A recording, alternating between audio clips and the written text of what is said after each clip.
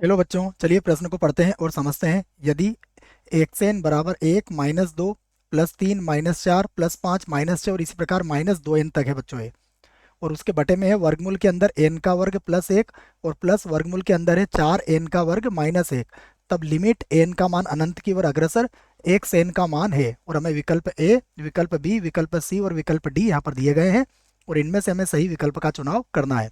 प्रश्न को हल करने से पहले हम प्रश्न के लिए मुख्य अवधारणा लिखेंगे, जिसकी सहायता से इस प्रश्न को हल किया जाएगा।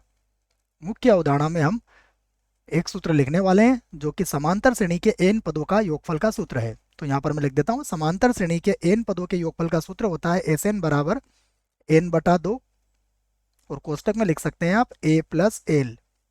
तो यहाँ पर a होगा प्रथम पद, l होगा अंतिम पद और n होगा पदों की संख्या। तो इस सूत्र की मदद से हम इस प्रश्न को आसानी से हल कर लेंगे। अब हम इस प्रश्न को हल करते हैं। तो हमें जो दिया गया है उसकी बात करते हैं। देखो, हमें मान किसका निकालना है? हमें मान निकालना है लिमिट n जो है वो अनंत की ओर अग्रसर है, और x n का मान हमें ज्ञात करना है।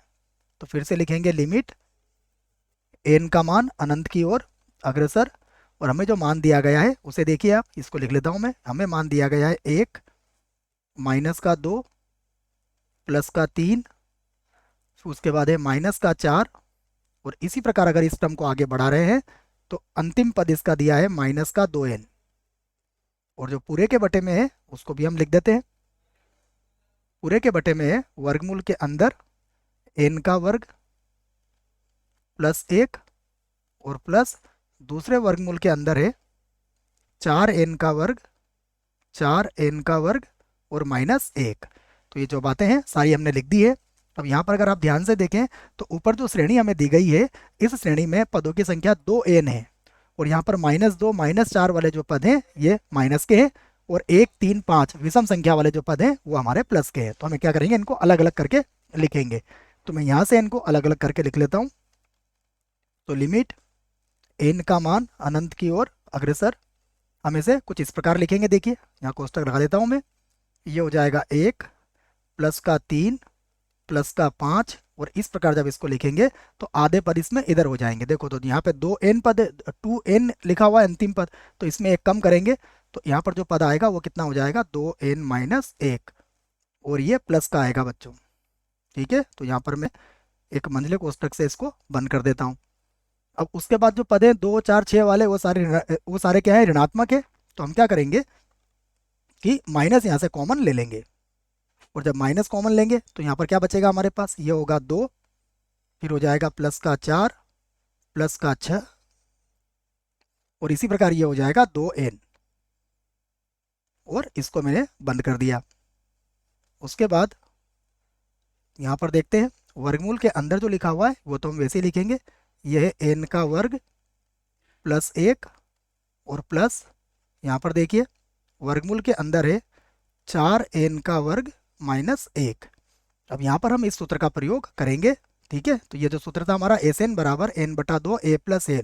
तो यहाँ पर ध्यान से देखें तो ये जो 1 3 5 वाली श्रेणी है इसमें भी पदों की संख्या n होगी, और इधर वाले में भी पदों की संख्या n होगी। दोनों में ही पदों की संख्या n होगी, क्योंकि यहाँ पर 2n पद थे। तो इस आधार पर हम इसको प्रश्न को अब आगे हल करने वाले हैं। तो लिखते हैं हम आगे, यहाँ से लिखेंगे हम बराबर, यहाँ पर है लिमिट n का मान किसकी ओर अग्रसर है, अनंत की ओर। और सबसे पहले मैं पहली श्रेणी की बात करूंगा। देखो, तो इस श्रेणी में पदों की संख्या कितनी है, n। तो इसका प्रथम पद 1 है और अंतिम पद इसका 2n - 1 है। तो यहाँ पर लिख देता हूं मैं, यह बनेगा n/2।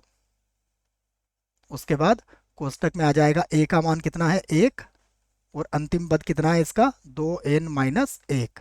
तो ये तो इस श्रेणी का योगफल हो जाएगा माइनस।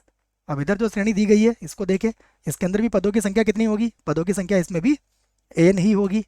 तो n/2, उसके बाद पहला पद क्या है इसमें, 2, और अंतिम पद क्या है इसमें, 2n, और जो बटे में है उसे हम वैसे ही लिख लेते हैं। बटे में क्या चल रहा है, वर्गमूल के अंदर है हमारे पास यहाँ पर n का वर्ग +1, n का वर्ग +1, और उसके बाद दूसरे वर्गमूल में है 4n का वर्ग, 4n का वर्ग और माइनस का 1। अब हम फिर से हल करते हैं इसको। तो फिर से लिखा मैंने लिमिट n का मान अनंत की ओर अग्रसर है, अब यहाँ से देखिए, एक से एक कट जाएगा, दो से दो कट जाएगा, तो यहाँ पर ऊपर कितना बचेगा, ऊपर बचेगा एन का वर्ग।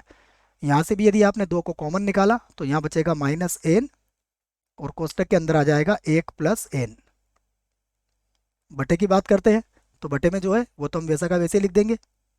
वर्गमूल के अंदर है एन का वर्ग प्लस एक, और प्लस दूसरे वर्गमूल के अंदर है चार एन का वर्ग माइनस एक। ये हमने लिख लिया है। अब आप इस एन को अंदर गुणा कर सकते हो, तो मैं अंदर गुणा कर देता हूँ इसे। तो फिर से होगा लिमिट एन का मान अनंत की ओर अग्रसर है। उसके बाद देखिए, यहाँ पर है एन का वर्ग माइनस का एन, और माइनस हो जाएगा एन का वर्ग। अब यहाँ से भी बच्चों हम क्या करते हैं, देखो एन का वर्ग है तो वर्गमूल में से एन का वर्ग कॉमन लेते हैं, तो वर्गमूल के बाहर एन बन के बाहर आ जाएगा। और यहाँ पर कितना बचेगा वर्गमूल के अंदर, अब एक प्लस एक बटा एन का वर्ग बच जाएगा। उसके बाद प्लस दूसरे वर्गमूल में से भी यही करूंगा मैं। देखो दूसरे वर्गमूल में से भी मैं क्या करता हूँ, एन को कॉमन ले लेता हूँ, एन के वर्ग को। तो यहाँ से मैं इसको एक बार और लिख देता हूँ, जैसा मैंने आपसे कहा, प्लस यहाँ से एन का वर्ग कॉमन लेंगे तो एन बन के बाहर आ जाएगा, और वर्गमूल के अंदर यहाँ तो बचेगा चार, और माइनस ये हो जाएगा एक बटा एन का वर्ग। अब यहाँ देखिए, एन के वर्ग से फिर एन का वर्ग भी कट जाएगा। अब हम क्या करेंगे, जो हर है उसमें से एन कॉमन ले सकते हैं। तो यहाँ हो जाएगा फिर से लिमिट एन का मान अनंत की ओर अग्रसर, यहाँ पर है माइनस का एन, और बटे में क्या करेंगे, हम एन को कॉमन ले लेंगे। तो अब देखो वर्गमूल के अंदर यहाँ बचेगा एक प्लस एक बटा एन का वर्ग, प्लस यहाँ भी वर्गमूल के अंदर यहाँ होगा चार माइनस एक बटा एन का वर्ग, ये बच जाएगा। अब यहाँ पर आप देख सकते हैं कि एन से ये एन तो कट जाएगा, और इस कोष्टक को मैं यहाँ बंद कर लेता हूँ। अब देखिए, जैसे आपने एन का मान अनंत रखोगे, यहाँ पर क्या मिलेगा हमें, इसको भी लिख लेते हैं, बराबर ऊपर कितना बचेगा, माइनस का एक बचेगा। और बटे में देखते हैं, यहाँ देखिए वर्गमूल के अंदर कितना आ जाएगा, एक बटा अनंत, अर्थात ये तो जीरो हो जाएगा, तो एक प्लस जीरो, अर्थात वर्गमूल में कितना आ जाएगा यहाँ पर एक, और प्लस वर्गमूल के बाहर निकल आएगा एक, तो एक का वर्गमूल एक ही होता है। यहाँ पर देखिए एक बटा अनंत, तो चार माइनस जीरो हो जाएगा, तो ये चार का वर्गमूल कितना होता है, चार का वर्गमूल होता है दो। तो बराबर मैं इसको लिख सकता हूँ माइनस का एक बटा दो, और एक कितना हो जाएगा, तीन। और यही हमारे प्रश्न का उत्तर होगा। देखते हैं विकल्प कौन सा सही है। तो विकल्प की तरफ चले, तो विकल्प ए जो है इस प्रश्न के लिए बिल्कुल सही विकल्प है। विकल्प बी गलत होगा, विकल्प सी भी गलत है, और विकल्प डी भी गलत है। आशा करता हूँ बच्चों आपको इस प्रश्न का उत्तर समझ में आया होगा। धन्यवाद।